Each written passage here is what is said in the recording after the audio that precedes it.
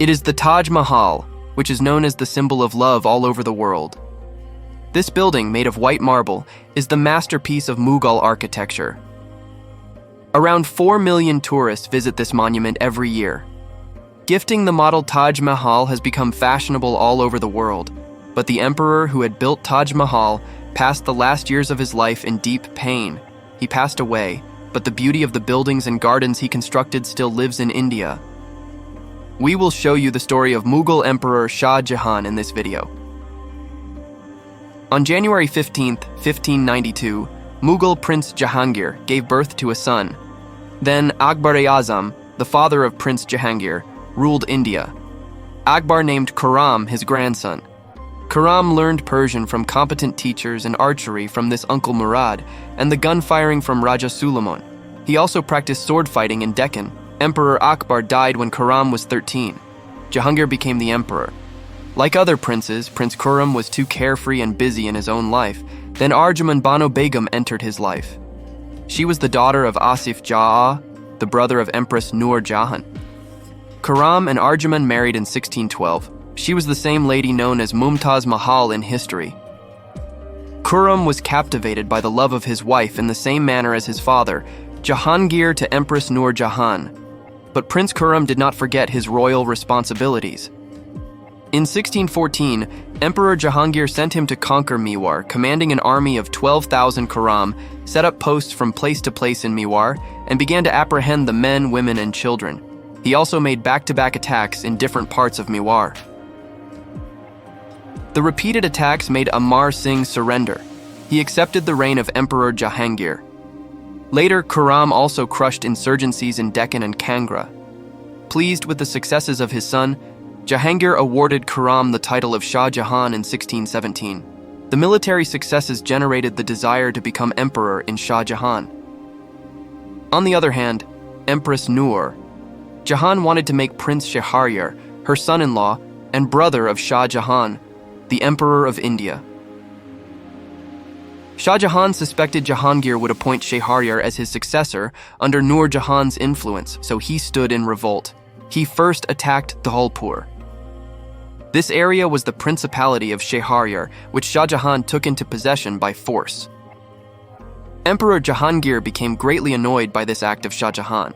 He attached the principalities of Shah Jahan and gave him the title Bedaulat, which means poor and without fortune. Shah Jahan attacked Agra and plundered the city when Jahangir was in Lahore. Jahangir himself took out an army to take Shah Jahan to task. He sent his son Prince Pervez with the commander-in-chief, Mahabat Khan, to the front line. The army of Jahangir inflicted a crushing defeat on a contingent of Shah Jahan's army near Shapur Sundar, who was an important commander of Shah Jahan, was killed in that fight. After that, the troops of Pervez and Mahabat Khan gave defeat after defeat to Shah Jahan's forces. Shah Jahan was greatly embarrassed by it. He sent the tutor of Jahangir and his close associate Kane-Khana to Mahabat Khan for reconciliation. But Kane-Khana betrayed Shah Jahan and joined hands with the royal army. Shah Jahan was forced to flee to Deccan. He urged Jahangir to pardon him. Shah Jahan also sent his sons Dara Shikoh and Aurangzeb to the service of his father. Jahangir pardoned his son. Thus, the revolt of Shah Jahan was over. But sometime after that, on October 28, 1627, Jahangir passed away. With this, the issue of Jahangir's succession cropped up. The sons of Jahangir, Khusro and Pervez, had died during the lifetime of their father. Now 2 heirs of Jahangir were alive: Prince Shahryar and Shah Jahan. Asif Jah, the father-in-law of Shah Jahan, detained his sister Nur Jahan without delay. It aimed at preventing Nur Jahan from helping her son-in-law, Prince Shahryar, in the succession race. Then he moved to Lahore, where Shahryar had declared his kingship.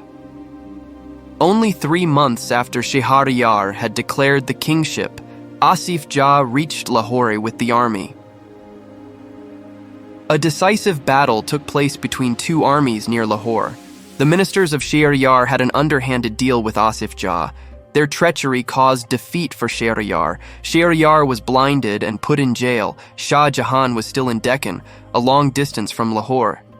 Therefore, Asif Jah made Dawar Buksh, the nephew of Shah Jahan, emperor for the time being. Dawar Buksh had no power, and all affairs of the rule were in the hands of Asif Jah. Shah Jahan rushed to Agra. He sent a message to Asif Jah that Dawar Buksh, his brother Kashaniat Shehryar, and the other two princes, Timoris and Hoshing, should be done to death. So Asif Jah, first of all, made a sermon in the name of Shah Jahan, and later on, February 1628, killed all 5 princes.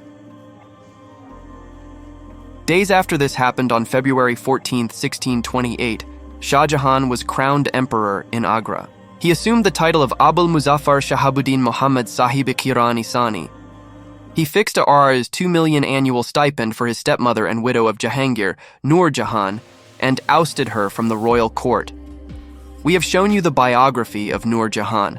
After 3 years of becoming the emperor, Shah Jahan got the biggest emotional shock of his life. On June 16, 1631, his most beloved wife, Mumtaz Mahal, passed away at the birth of their 14th child. It goes that in her last moments, Mumtaz called Shah Jahan and entrusted him with the custody of her children, and passed away, uttering some last words. Shah Jahan cried buckets after the death of his dearest wife. All courtiers, sharing the grief of the emperor, wore the mourning black dress. The emperor did not attend the court for a week. In that period, he only stood on the balcony and held the court. His courtiers were obligated to take his commands while standing before him. Dance was also suspended in the palace. The emperor gave up putting on colorful ornaments and dresses. Shah Jahan passed even on Eid, weeping in memory of his wife. He even said he would have divided this emperor among his sons had God not bestowed it on him, and he would have renounced the world. His beard turned white, and eyesight became weaker. Shah Jahan buried Mumtaz Mahal in Agra and converted the place of her grave into a tomb, which is popularly known as the Taj Mahal. This tomb took about 22 years, from 1635 to 1655, to complete. 20,000 workers constructed it with their untiring efforts. The construction cost rises 35 million at that time, which is valued today at roughly 50 billion. It also goes that Mumtaz Mahal got a promise at her last moment from Shah Jahan for setting up the most beautiful tomb in the world in her memory.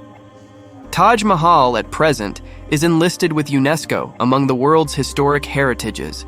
Shah Jahan had appointed his father-in-law Asif Jah prime minister with full powers, while he devoted himself largely to the construction. The beautification and decoration of the Moti Mosque of the Lahore Fort, Naulakha, Shalimar Garden, Red Fort, Delhi, and Jamia Masjid Shah Jahan. Delhi was repopulated after Shah Jahan decided to shift from Agra. The old Delhi of the present day was originally named Shah Jahanabad. Shah Jahan had inhabited this city. Shah Jahan also had prepared a costly throne for himself that was called Takht-e-Taus. Nadir Shah Irani got hold of this costly throne and took it to Iran. Shah Jahan was busy constructing buildings, yet he was not oblivious to the affairs of the state. He loved his elder son, Dara Shikoh. He wished for Dar Shikoh to succeed him. In 1654, Shah Jahan announced Dar Shikoh, the crown prince. He had already sent his 3 other sons out of Delhi. Prince Murad had been made the ruler of Gujarat. Aurangzeb was the ruler of Deccan, while Shah Shuja had been the governor of Bengal.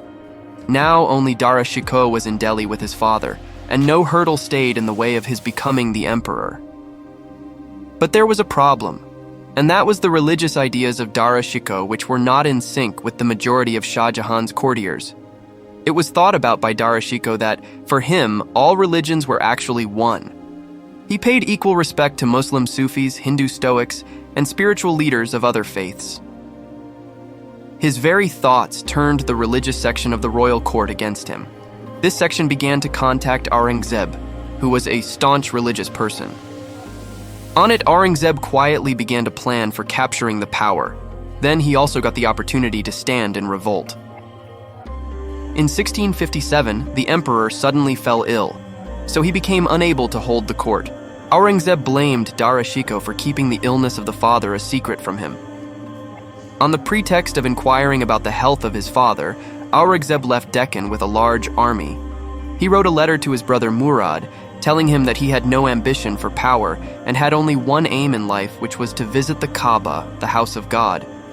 He asked for the help of Murad against Dara Shikoh, committing that he would appoint him the emperor. It was a huge offer. Murad fell victim to the words of Aurangzeb, so he joined Aurangzeb, and they moved to Delhi for an attack. Leading a large army, Dara Shikoh faced the forces of his brothers at Chambal, but he was defeated, and he ran away to Lahore. Aurangzeb captured Delhi and Agra and detained his father, Shah Jahan. Shah Jahan was inside the jail while his sons were at daggers drawn outside. First of all, Aurangzeb duped Murad into imprisonment and killed him in Gwalior Fort. Dara Shikoh mopped up his army and attacked Aurangzeb forces, but had back-to-back defeats. At last, he escaped to Sindh, but he became victim to the treachery of his own companions. They arrested Dara Shikoh and produced him before Aurangzeb. The third brother, Shah Shuja, with his army, was proceeding to Banaras when Aurangzeb took him on the way and defeated him. Shah Shuja ran to Burma, reached Arakan, and took asylum with the Raja, but he had a rift with the Raja, during which he killed Shah Shuja and his sons. Dara Shikoh was the only surviving brother of Aurangzeb. He was already in jail. The court tried Dara Shikoh and declared him apostate. The court ordered him to kill him. Despite the suspected impartiality of the court, Dara Shikoh was put to death. He was beheaded, and his head was presented before Aurangzeb. Some historians say Aurangzeb refused to see the face of his brother, saying it was the face of a cursed man, while others narrated that he took the head of his brother into his hand and cleansed the bloodstains on it, and shed tears. Shah Jahan, in detention, was also receiving information about all these happenings. These reports aggravated his pain. His daughter, Jahan Ara, was serving her father, who was detained in the palace. Aurangzeb had deputed many servants to the care of his father, and they honored him like the emperor. Shah Jahan would see Taj Mahal from the widow and remember his beloved wife. It goes that in order to kill time, Shah Jahan asked for Aurangzeb's permission to teach the Quran to children. On receiving this message, Aurangzeb thought his father still had an obsession with kingship. He dismissed the request from his father. On another occasion, Aurangzeb proposed the daughter of Dara Shikoh to his son, Akbar. The female members of the Dara Shikoh family were also detained at the royal palace in Agra. The daughter of Dara Shikoh, on learning of this proposal, equipped herself with a dagger. She vowed to kill herself instead of marrying the son of a person who had killed her father. Shah Jahan also supported his granddaughter. He stopped her from going to Aurangzeb. Another row between Aurangzeb and Shah Jahan took place on the question of Koh-i-Noor, a huge treasure of gems and diamonds that was with Shah Jahan. When Aurangzeb asked his father to hand him over this treasure, Shah Jahan refused. He even warned of crushing the treasure into pieces if he attempted to snatch it. Aurangzeb became silent, and he sent a European physician for his father's treatment, and after some time, Shah Jahan died. Surprisingly, the oldest daughter of Aurangzeb, Fakhrun Nisa, greeted her father over Shah Jahan's death. They all cast doubt on the death of Shah Jahan. The last rituals of Shah Jahan were performed according to Islam in a graceful manner. The army wore a mourning black dress, and Aurangzeb, with a sad face, walked behind the vehicle. The body of Shah Jahan was placed on. Whether Aurangzeb was pretending it or he was actually saddened by the death of his father, we have no idea about it.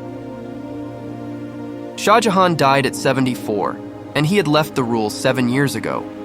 Shah Jahan was laid to rest beside Mumtaz Mahal at the Taj Mahal. Like this video, subscribe to us, and also touch the bell icon so that you can timely get our videos.